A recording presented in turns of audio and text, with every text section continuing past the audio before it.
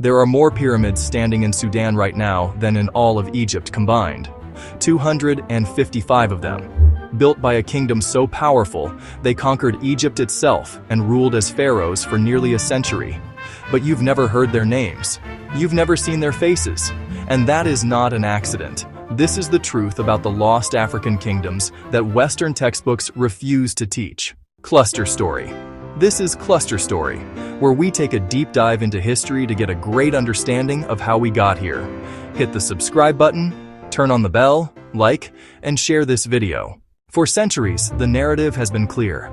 Africa before colonization was primitive, a dark continent waiting to be saved. But what if there were empires that traded with Rome, kingdoms richer than entire European nations, and civilizations so advanced that when Europeans discovered them, they refused to believe Africans could have built them? Tonight, we resurrect 5 lost kingdoms that will change everything you thought you knew. Let's begin where civilization itself began, the Nile River, but not in Egypt, further south, into the lands of ancient Nubia. Here, in what is now Sudan, rose the kingdom of Kush. The Kushites didn't just exist alongside Egypt.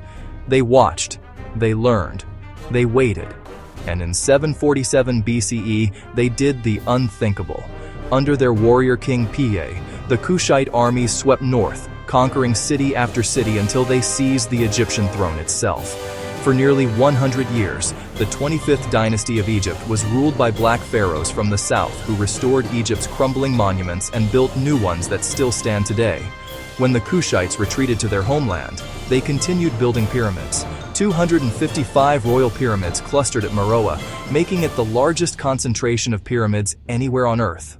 This civilization mastered iron smelting centuries before Europe and developed their own written language called Meroitic, which scholars still cannot fully decipher. An entire empire, an entire written language, lost to mainstream history. Travel east now to the highlands of what is now Ethiopia and Eritrea.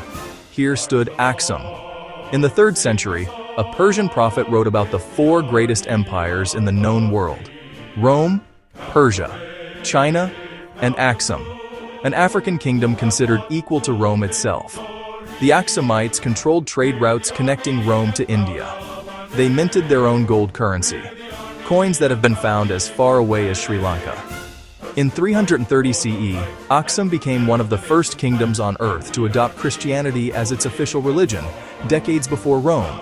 They carved massive obelisks from single pieces of granite, some standing over 70 feet tall and weighing 500 tons. At its height, Aksum conquered parts of the Arabian Peninsula and corresponded with Byzantine emperors as equals. They were not a footnote in world history. They were the headline, yet somehow they vanished from the story. Now, we travel west across the Sahara into the heartlands of what is now Mali.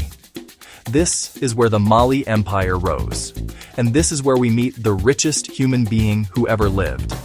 His name was Mansa Musa, and his wealth broke the laws of economics. In 1324, Mansa Musa made the pilgrimage to Mecca. He traveled with 60,000 men.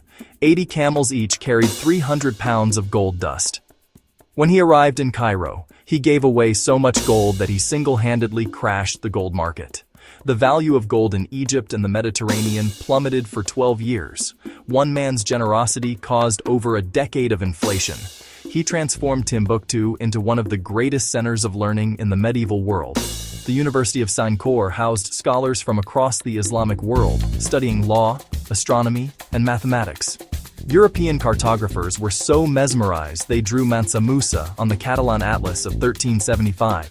Sitting on a golden throne, his image dominating West Africa. They knew he existed, and yet today most students learn nothing of his empire. Now we journey south into modern-day Zimbabwe.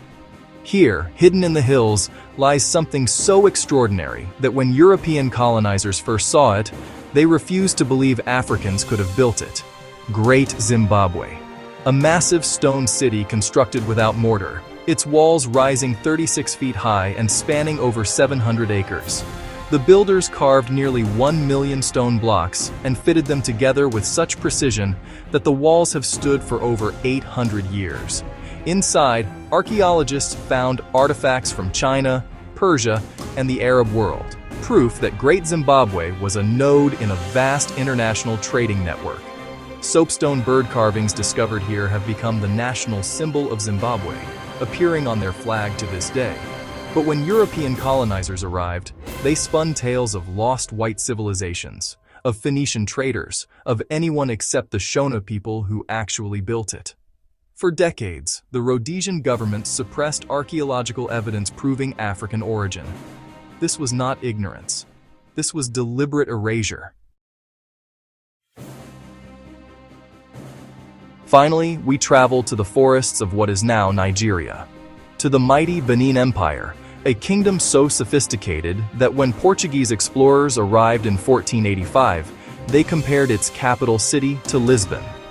The walls surrounding Benin City stretched over 10,000 miles in total, 4 times the length of the Great Wall of China, making them the largest earthworks constructed before the mechanical age.